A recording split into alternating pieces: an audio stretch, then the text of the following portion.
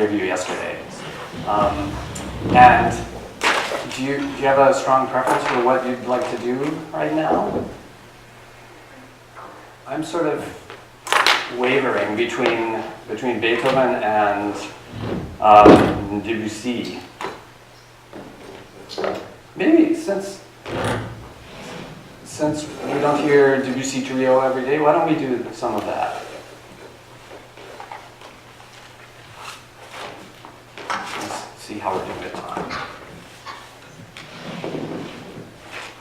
So I think, why don't you play the whole movement? It'd be nice for us to hear the whole thing. Do you by chance have an extra score here? Yes. Thank you.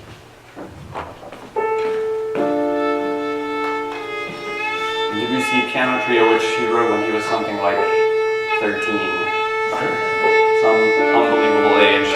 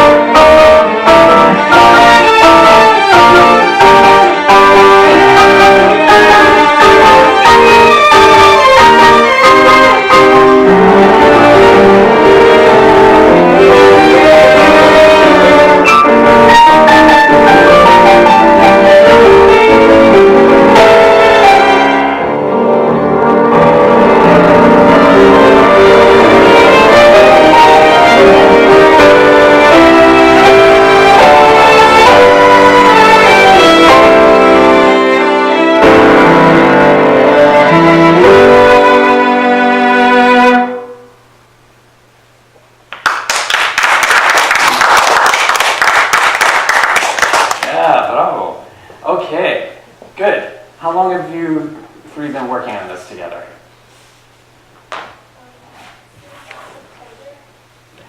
I'm sorry, say one more time. So, okay, all right. And did you play the whole piece? The whole trio? No? Just the, okay. So I think one thing for you to think about as you continue to play this is, what does he mean by appassionato? And I was wrong, I said he was 13. He was 18 when he wrote this. And so one can imagine what an 18-year-old Debussy might have been like. I think he probably had a pretty strong personality, so there was probably a little bit of an impulsive spirit in him at that time. I think this music needs just a little bit more of the appassionato quality, and sometimes even, of course, it always maintains its elegance, and already we have that in his music at this age. But I think sometimes some of your phrases can open up more, and some of them can be more demonstrative right from the very beginning. Especially when he writes the theme, sometimes in piano, sometimes in mezzo forte, sometimes pianissimo. It changes from episode to episode. I think, can the two of you play for me how you play the beginning? Just the two of you?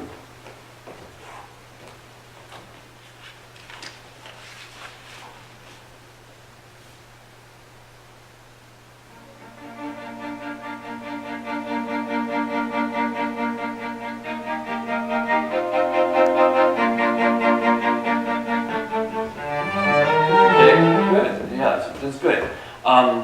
So there's a little bit of separation in their articulation.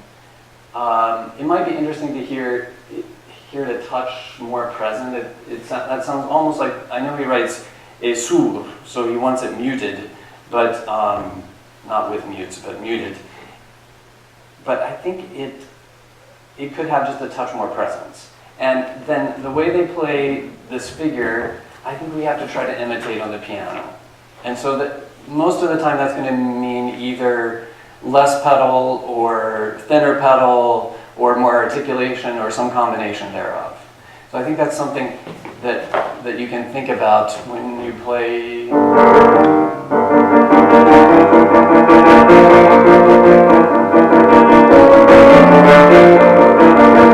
I'm voicing more the changing notes.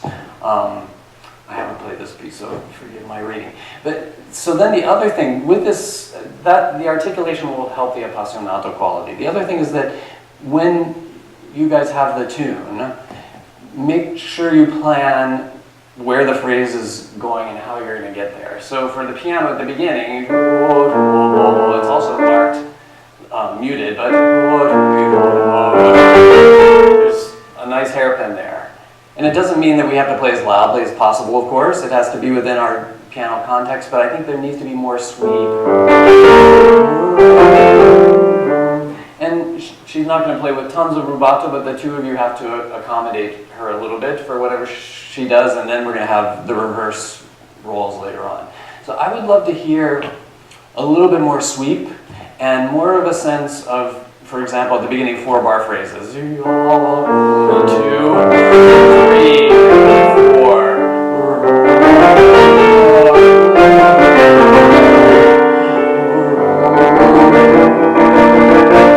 So it has this, and he writes muted because later on we're gonna have all of this music in fortissimo and in unison. So, but I think it has to be, the appassionato has to be burning under the surface already from the beginning. Let's try a little bit.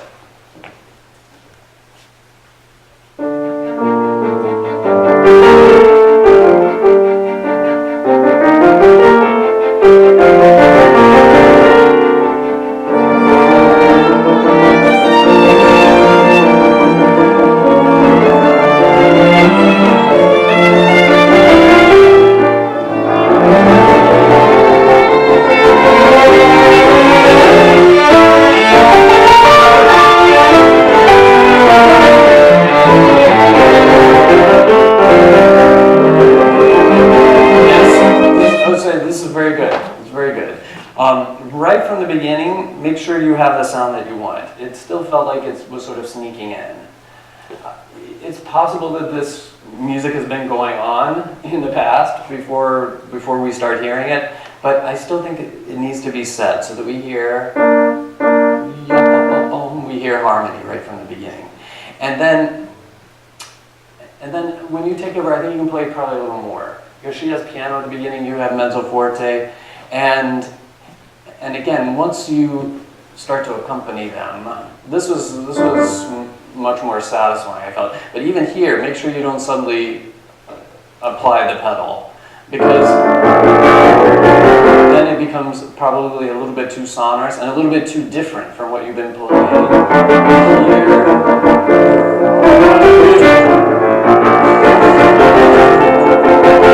Something like that. I mean, you can experiment with it a little bit. And then when he starts to, so we've had these 4-bar phrases, sometimes 2-bar phrases, but then he starts to give us a little bit more enunciation. For example, where the two of you play in unison.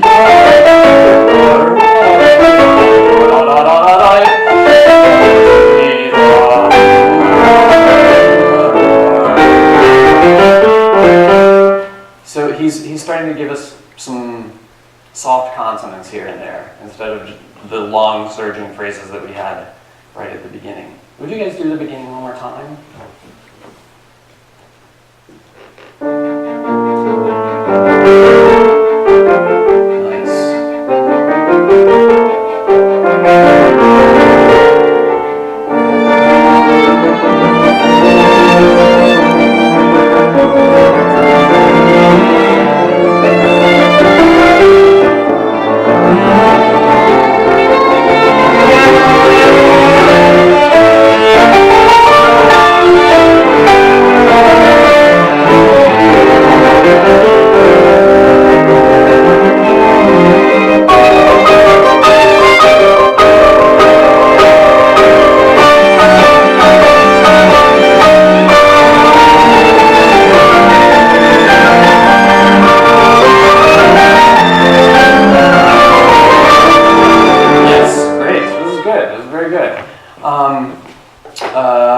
I love the way that you play 34, 35. There you can probably do the same thing 2 bars earlier. So we don't want necessarily vertical sonorities, not, I see you wrote a hairpin. We want to think, where is all of this going? Do any of you speak French? So the language often is, the intonation goes towards the ends of phrases, to the ends of thoughts and ends of the sentences. And so a lot of times musically it's the same way. So we have, sorry, I can't read.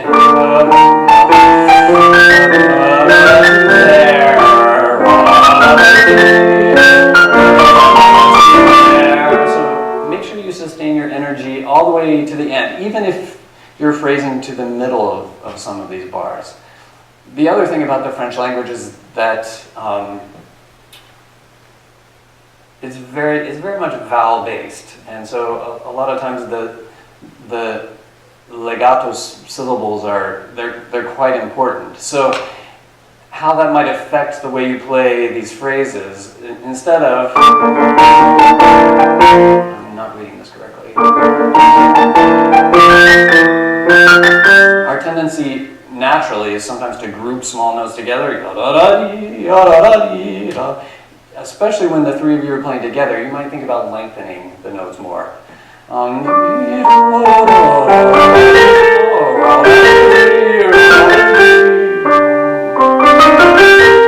we hear all of the vowels. There's a good place to start. Can we go from, what is that number? I can't read. 26.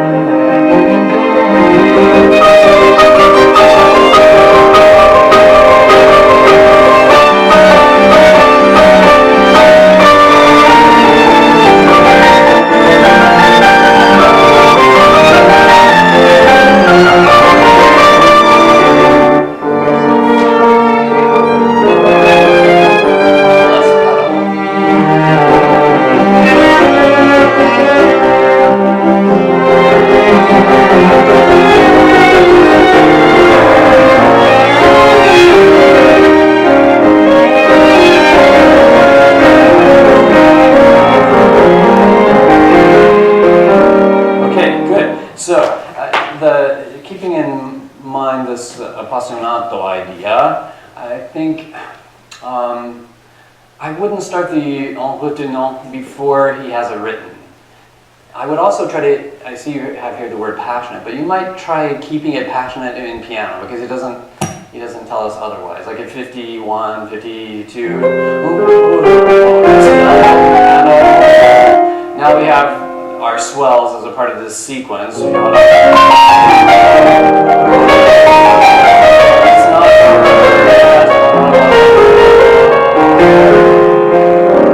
save the en retenant for where it's marked, and try to keep your sweeping appassionato phrases until then. And then,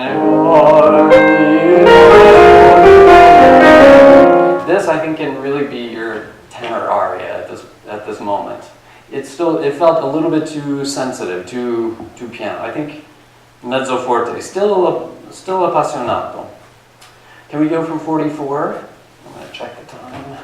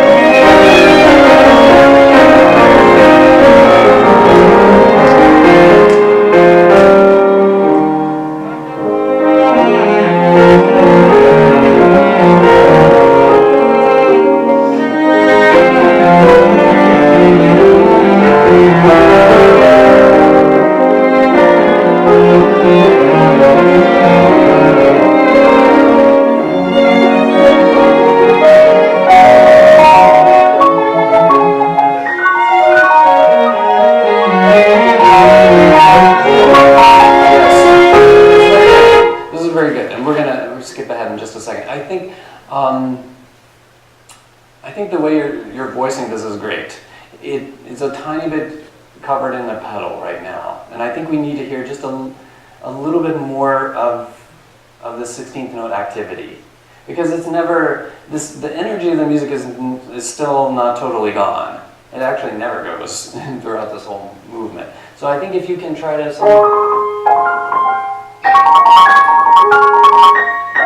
still let us hear a little bit of that activity. It's going to become more difficult at 76 when the two of you are playing 16th notes together, but that's okay. We still want to hear this sort of rippling activity. So what I was trying to get you guys to do is keep your tempo, keep moving, but then you can do more en retenant there. Can we just try right on 64?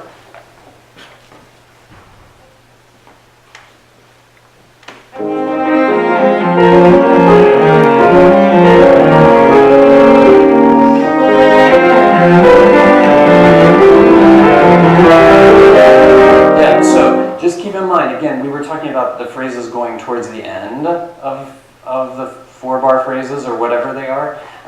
That's something that he continues. It goes all the way to there. Let's try right there again.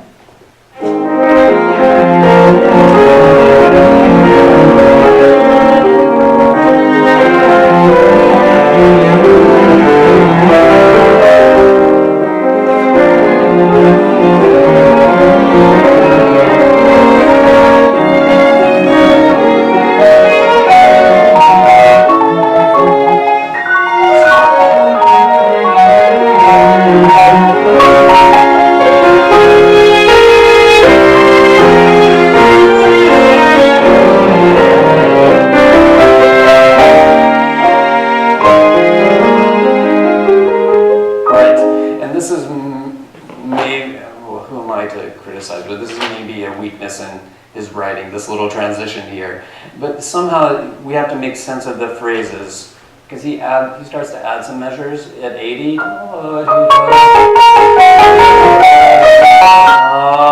is the 5th measure, so it's a 5-bar phrase, or 4 plus 1, and then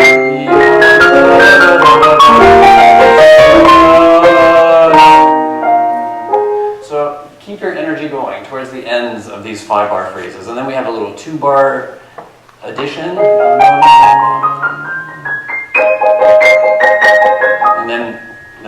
to something resembling our opening theme. I think we're going to have to stop in just a second. So this kind of energy and appassionato quality, and especially related to the articulation. Well, I would say the articulation for you, and thinking for the two of you, thinking of the phrases going all the way to the ends most of the time, will help the surging quality, the appassionato quality.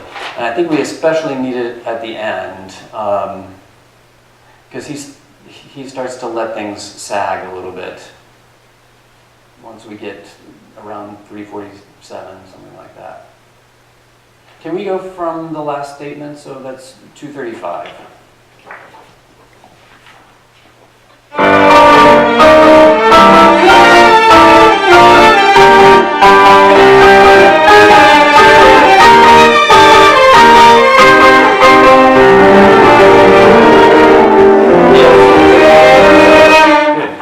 Ever so slightly holding them back. And I think, hop up a second. This is one place where you could probably, because of your place in the texture, you could probably play a little less articulated, because you're helping to fill out the harmony.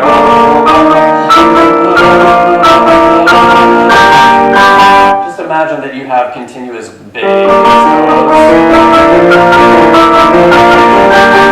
So again, you want to go all the way to the ends of these 4-bar phrases. And then not too much time before these final phrases, because we're headed towards the end. Once more at the same place.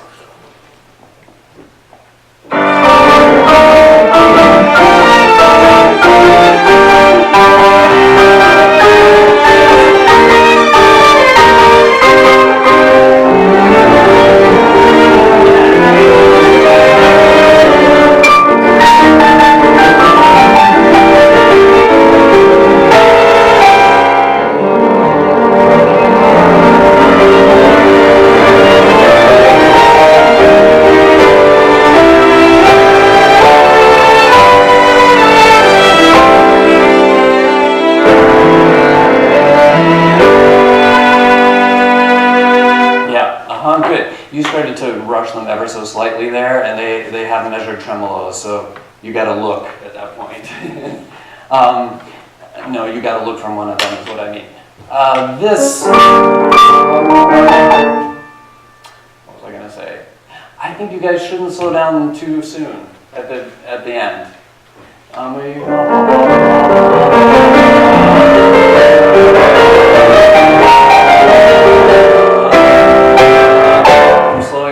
It's not written.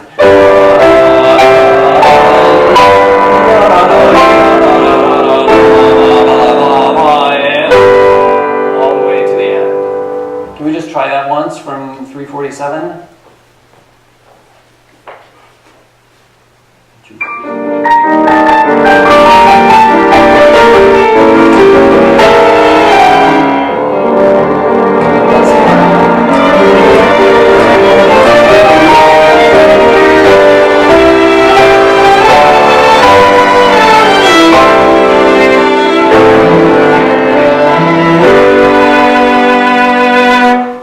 This is much better. I know they're sort of in the middle of their range.